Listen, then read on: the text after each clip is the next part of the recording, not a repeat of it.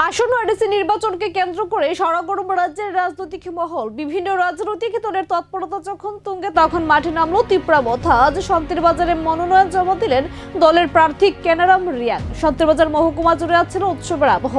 ঢাকঢোল, slogan আর কর্মী সমর্থকদের ঢল সব মিলিয়ে শক্তি প্রদর্শনে নামলো তীব্রাবথা। 26 বীরচন্দ্রনগর কলসি কেন্দ্রের প্রার্থী হিসেবে কেনারাম রিয়াং আজ শান্তির বাজার মহকুমা শাসকের দপ্তরে নিজের মনোনয়ন পত্র জমা দেন। এদিন প্রার্থীর সঙ্গে উপস্থিত ছিলেন দলের প্রাক্তন প্রার্থী হরেন্দ্র রিয়াং সহ অন্যান্য শীর্ষ নেতৃত্ব ও কার্যকর্তারা। মনোনয়ন জমার পর থেকে এলাকায় তীব্রাবথার কর্মী সমর্থকদের মধ্যে ব্যাপক উৎসাহ লক্ষ্য করা যাচ্ছে। এডিসি নির্বাচনের আগে শক্তি প্রদর্শন কতটা প্রভাব ফেলবে এখন সেটাই দেখার। মা বোন সবাই জোট বাঁধুন, আনারস চিহ্নে ভোট দিন, এই কটি কথা বলে সবাইকে আগামী 12 এপ্রিল আমাদেরকে দুহাত ভরে আনারস চিহ্নে ভোট দেওয়ার আবেদন জানিয়ে আগামী যে জয় আমাদের আমরা সবাই মিলে উপভোগ করব এবং সার্বিক উন্নয়নের সাথে আমরা কাজ করব। কত পার্সেন্ট নিতে আপনারা? একদম শতভাগ 100%। কোনো there is no doubt about it.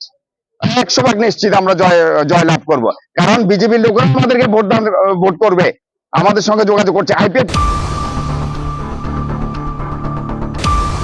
Jene regnai senana ni bagoi khuteng bakha ulaubu continue tongnai. Bai kene jene health sector